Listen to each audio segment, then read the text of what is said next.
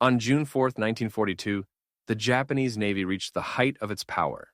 Its carriers, its air crews, and its admirals represented the most experienced striking force on Earth. From Pearl Harbor to the Indian Ocean, the Imperial Japanese Navy had shocked the world, shattering fleets and humiliating empires. Japan believed Midway would be the blow that ended American resistance once and for all. Instead, Midway became the battle that Japan could never recover from. Not because the Japanese fought poorly, not because their aircraft were inferior, not because of a single mistake. Japan lost the Pacific War at Midway because the consequences of that battle triggered a chain reaction that Japan's industry, strategy, and manpower were simply incapable of overcoming. Midway was more than a defeat.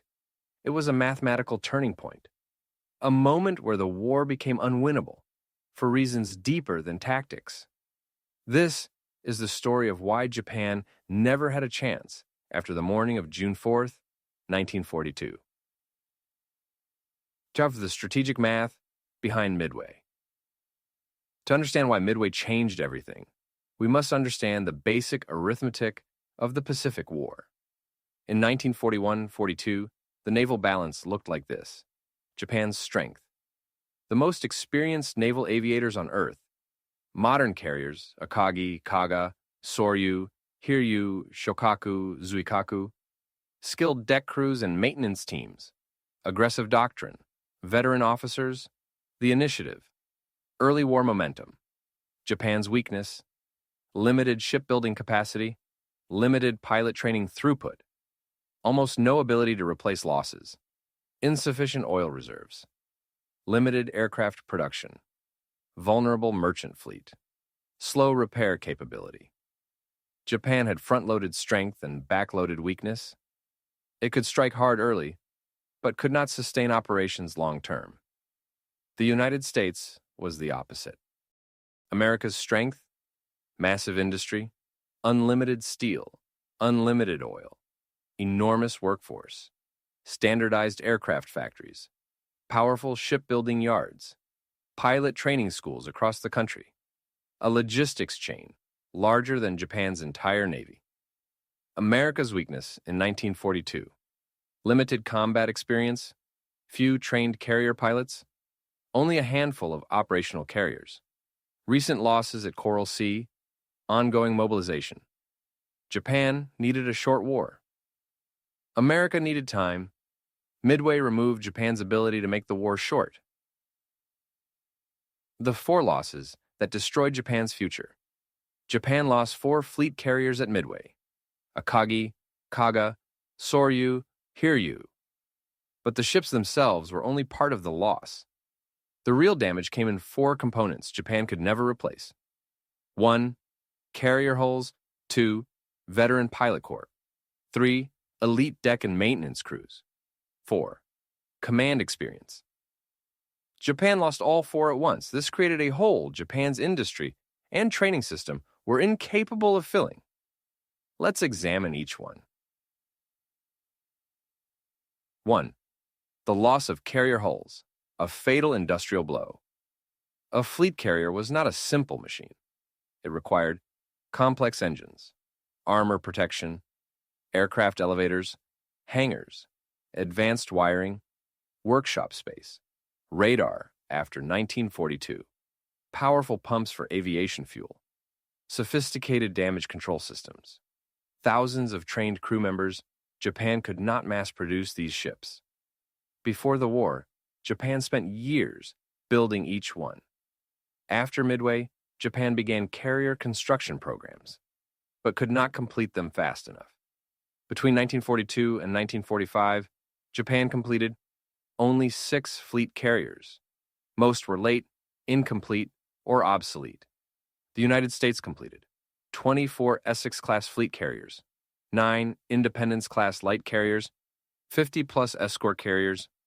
The industrial mismatch was terminal. Japan lost 4 major carriers in one morning.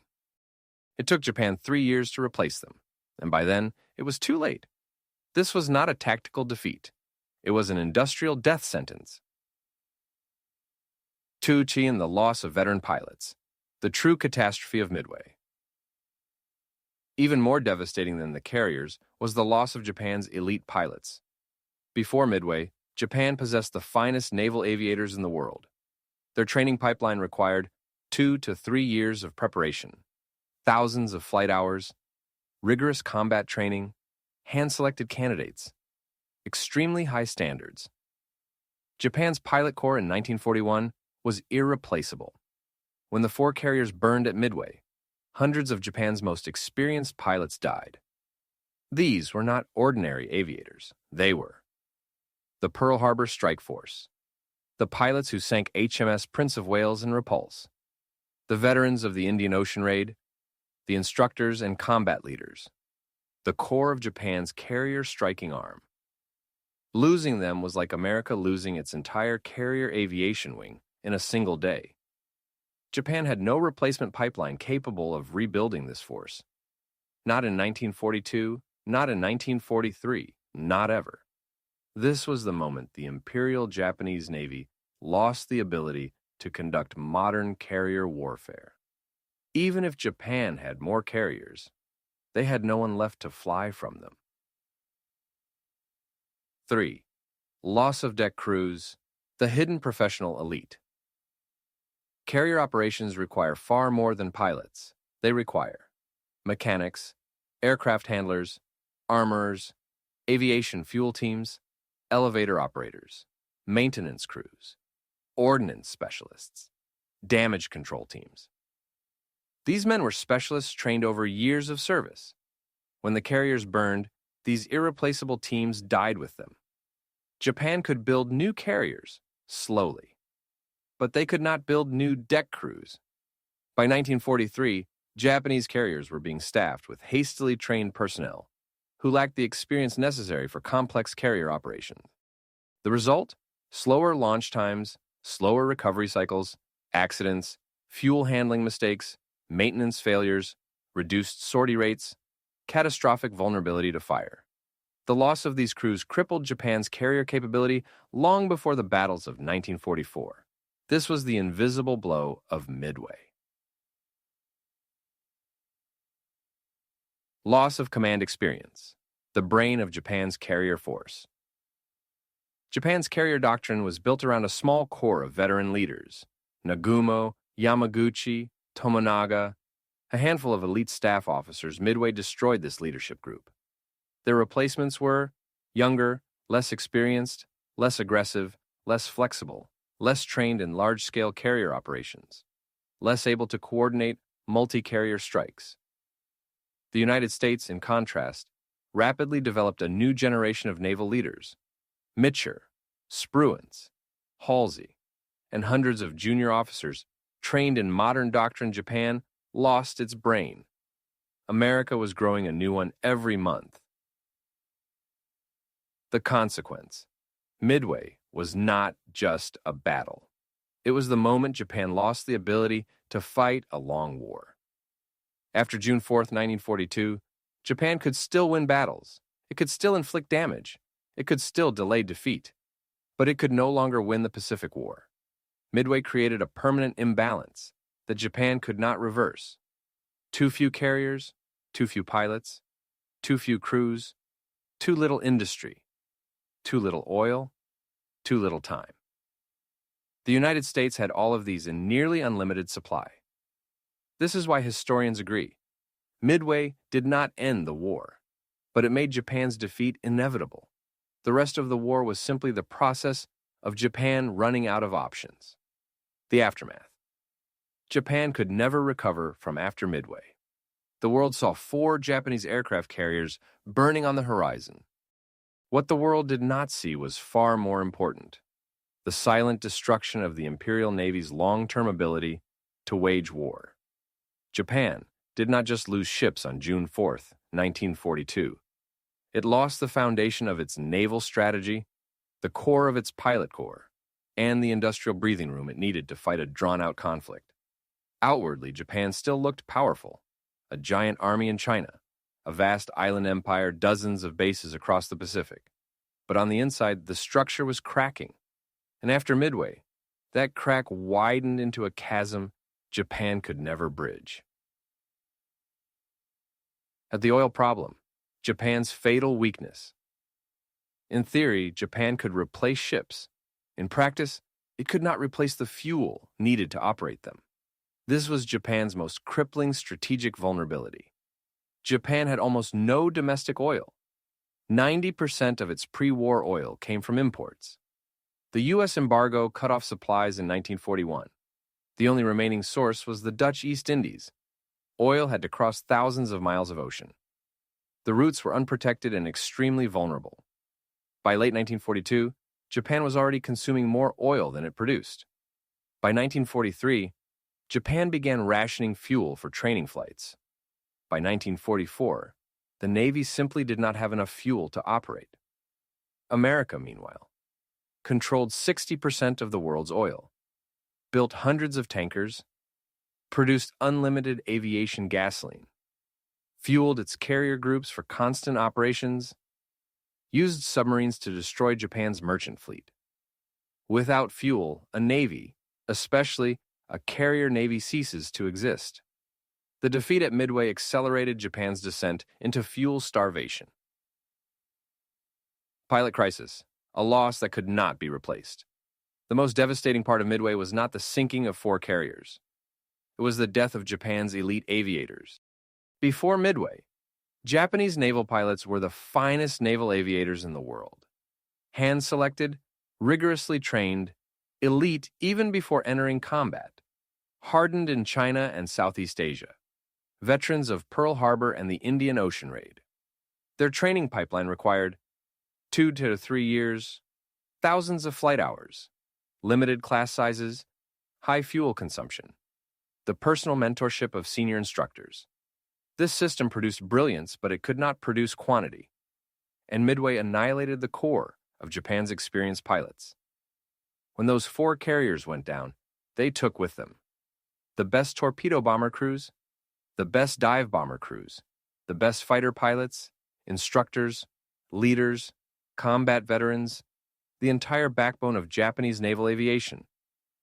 Japan attempted to accelerate pilot training afterward, but with fewer instructors, less fuel, limited aircraft, and rushed programs, the results were poor. By 1943-44, Japan's pilots were young, inexperienced, undertrained, and outmatched in almost every battle. America's pilots only improved. Japan's never recovered. The deck crews, the invisible loss. No one talks about carrier operations require a hidden army of specialists. Mechanics, armorers, fuel handlers, ordnance teams, aircraft maintainers, deck directors, elevator operators, signal officers, damage control experts.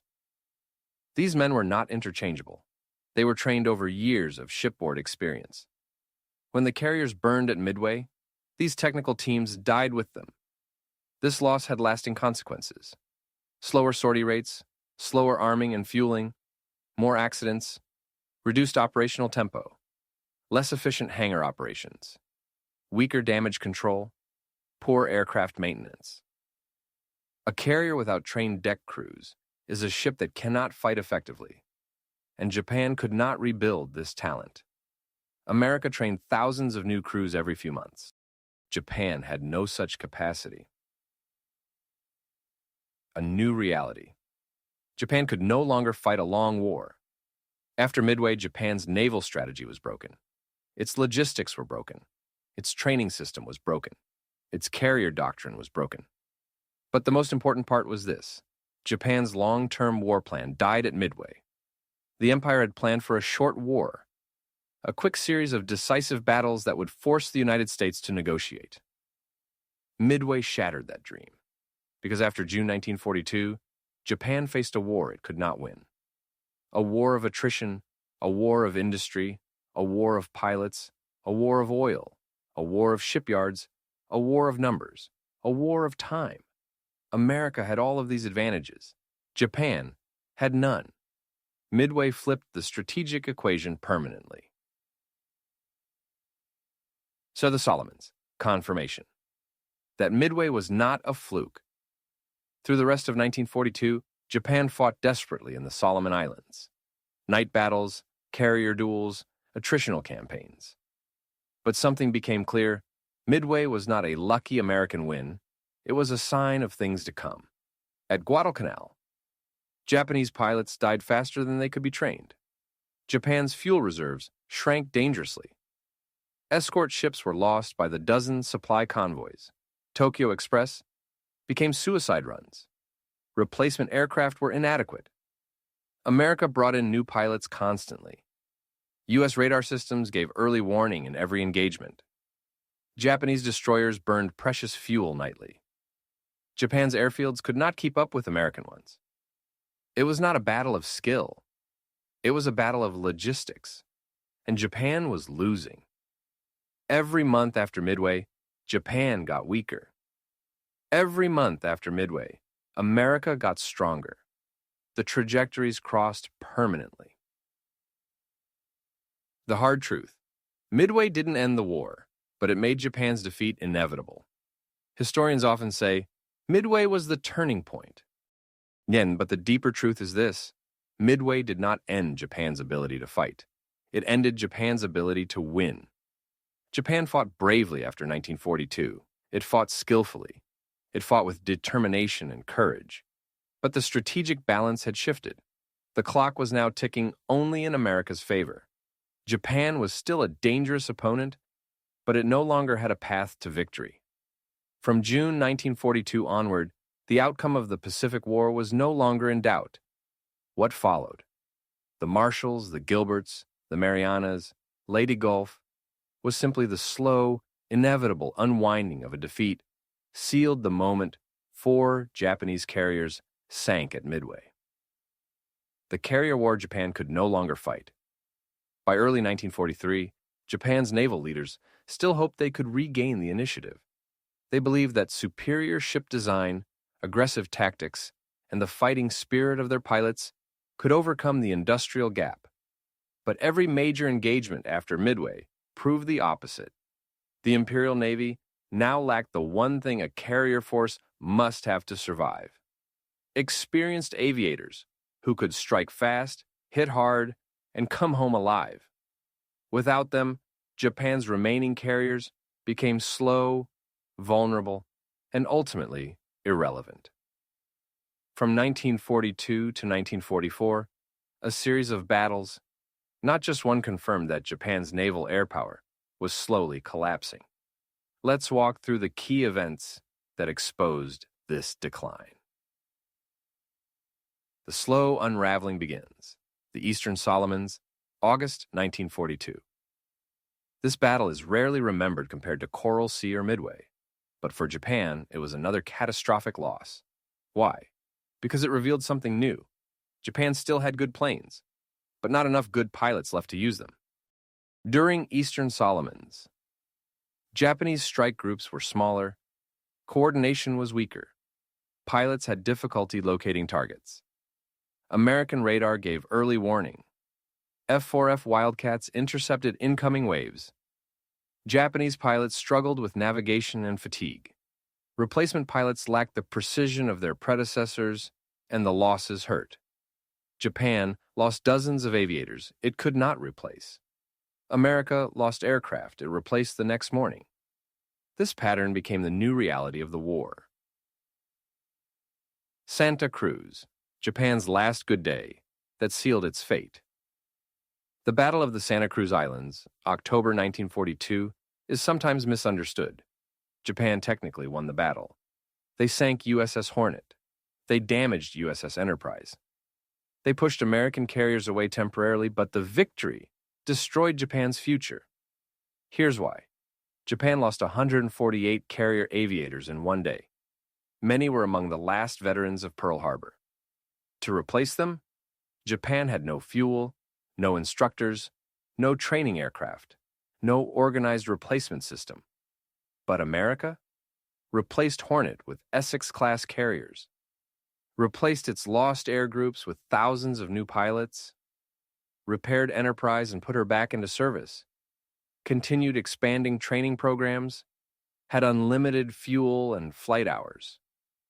Santa Cruz was Japan's tactical win, but strategically, it was a disaster.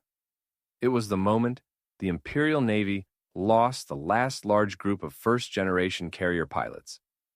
From this point onward, Japan's naval air arm was a shell of its former self. Guadalcanal grinds down the Japanese air arm. The 6-month campaign for Guadalcanal became a war of attrition that Japan could not sustain. Japanese base commanders pleaded for reinforcements. They got them, but each flight came at a terrible cost. Japan sent small groups of pilots flying long distances in poor weather with insufficient escort, often at night, often without enough fuel for return. America sent fully equipped fighter groups, fresh pilots every week, radar-directed interceptors, planes with better radios, maintenance teams that worked around the clock. Japan lost pilots every day. America gained experience every day. By early 1943, the Imperial Navy had exhausted almost all skilled naval aviators. Midway's loss was now fully felt. Japan had pushed its pilot corps beyond the breaking point. The industrial hammer falls. America's training program explodes in size. While Japan's air arm collapsed, America built the largest aviation training pipeline in world history. By mid-1943, the U.S. Navy operated 24 primary flight schools, 43 intermediate and advanced schools, training carriers on the Great Lakes, thousands of training aircraft, radar programs, gunnery schools, night flying programs, carrier qualification centers, maintenance training academies. Every 30 days, America produced more naval aviators than Japan trained in an entire year. By 1944, American pilots averaged 350, 400 training hours. Japanese pilots averaged 100, 120. American night pilots existed. Japan had almost none.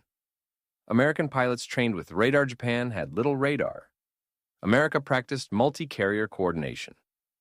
Japan struggled to launch even a single coordinated strike. This difference only grew wider. Carrier doctrine. America evolves, Japan stagnates. After Midway, American commanders studied the battle in detail. They improved. Scouting doctrine, coordination between carriers, fighter direction, radar interception, deck cycle efficiency, damage control procedures, anti-aircraft formations, air group composition, strike sequencing, night operations. The U.S. Navy became smarter, faster, more flexible, more dangerous. Japan, meanwhile, suffered outdated doctrine, rigid planning, poor inter-carrier communication, lack of trained staff officers, chronic fuel shortages, inadequate radio discipline, little radar integration. Midway had killed the veteran staff officers who could have adapted. The new generation was not prepared for a modern, high-tempo carrier war. The Central Pacific Offensive, America's momentum, becomes overwhelming. By 1943-44, Japan still hoped for a decisive battle that could turn the tide, but America no longer needed a single decisive battle. It had something far more powerful: continuous momentum. Campaign by campaign, America hammered Japan's defensive perimeter. Tarawa, Macon, Kwajalein, Eniwetok, Saipan, Tinian, Guam, Palaleu, the Marshalls, the Carolines, the Marianas. Each battle consumed Japanese pilots, Japanese ships, Japanese fuel, and Japanese morale. America replaced losses instantly. Japan had no replacements at all. By early 1944, the imbalance was absolute, but the world would see the full consequences in one single spectacular moment. The Great Marianas Turkey Shoot, the battle where Japan's air arm died forever, and where the industrial consequences of Midway finally became undeniable. The moment the world saw Japan's Navy die.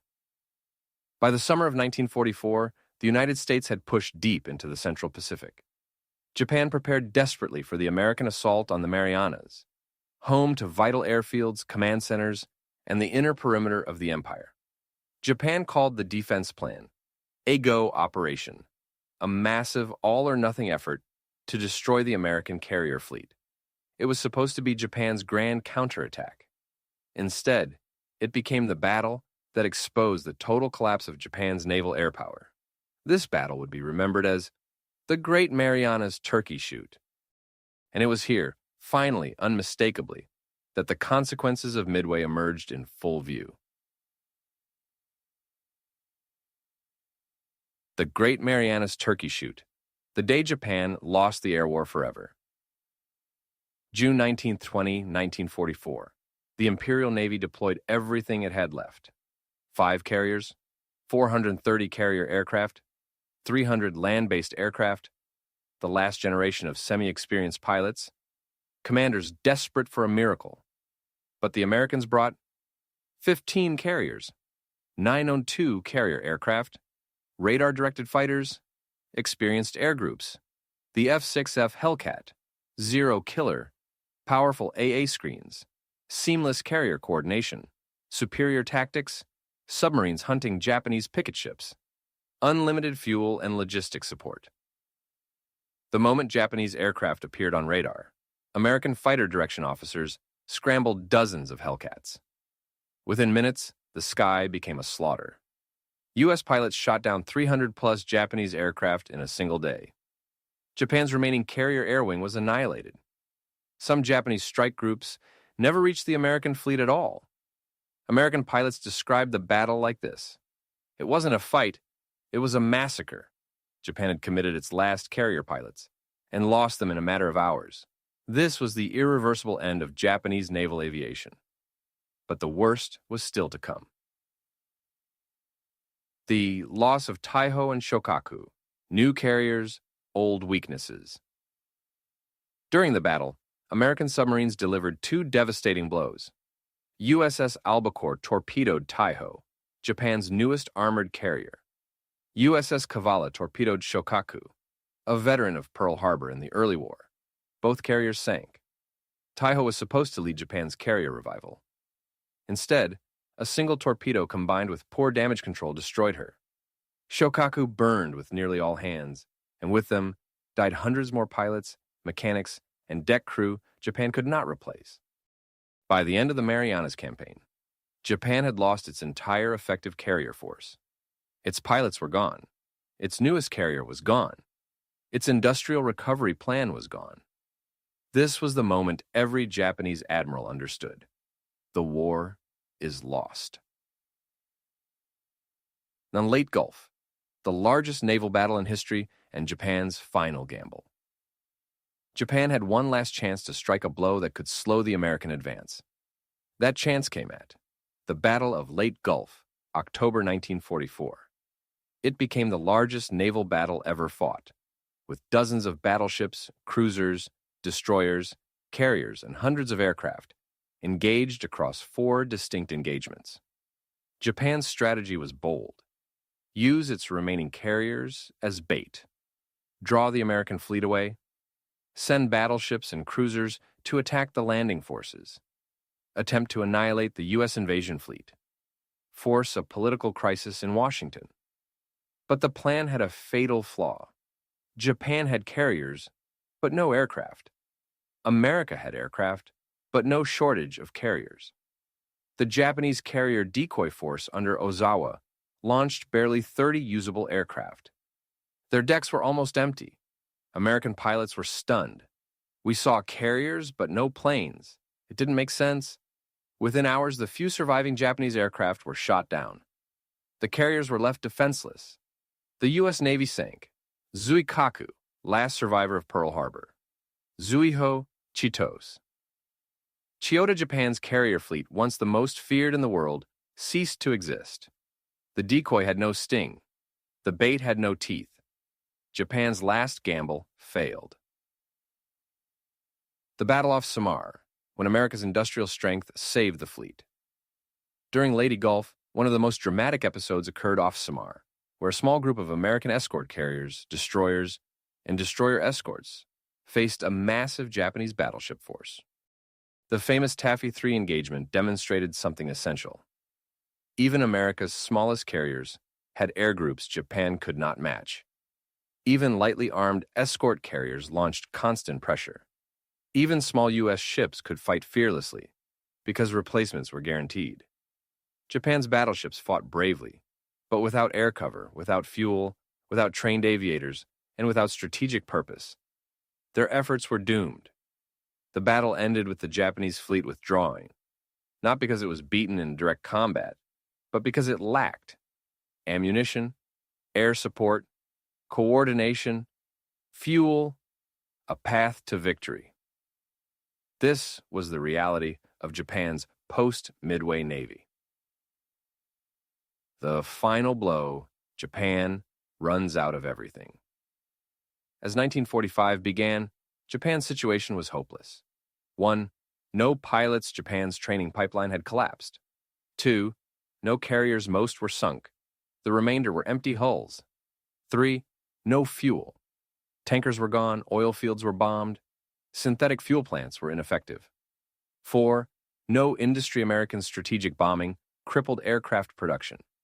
Factories lacked steel, aluminum, copper, and electricity. 5.